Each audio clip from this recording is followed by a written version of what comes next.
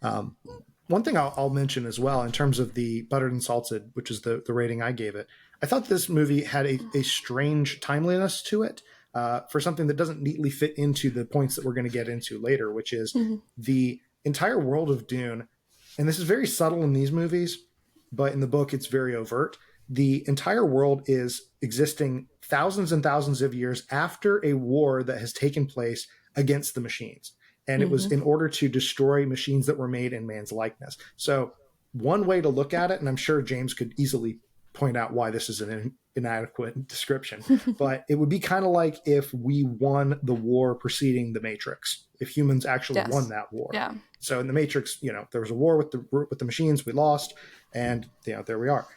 In this case, it became, we're trying to keep machines from doing things that humans should be able to do. And for that matter, humans are replacing machines. You see some of that with the Harkonnens. They're standing around that big map and they're chanting, and they're basically mentats. They're human computers. And they didn't do the mentat thing as well as I kind of would have liked. No. The book really gets into a lot more of that. They never really explain what a mentat is. So or anything else.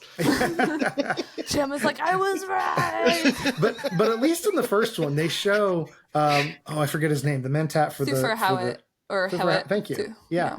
They show him like computing, do a calculation. He kind of computes, and so you kind of can piece some of the pieces together. But I will say that's another huge difference with the 1984 Dune. It was so visually weird, but still everyone looked the same. Like I was watching it and I was like, okay, so that's a Harkonnen, that's an Atreides, that's a Fremen. They look the same. Tell. Like the only way you can tell who is who is the Harkonnens were gingers. Like they were gingers and they wore green. I think there may have been some subtle anti-Irish, stuff going on in that movie. Just throwing that out there. And then the green didn't even make sense with that because green is supposed to be an Atreides color. But everyone looked the same. They all had like the same like 70s, 80s hairdo, beard combination. It was weird.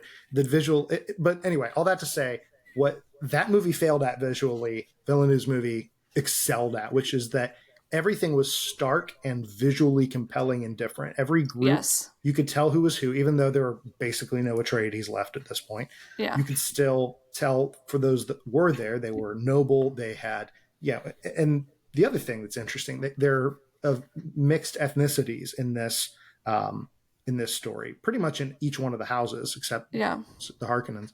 And that still works because there's still a visual feature that helps to set them apart. They still dress similarly or act similarly.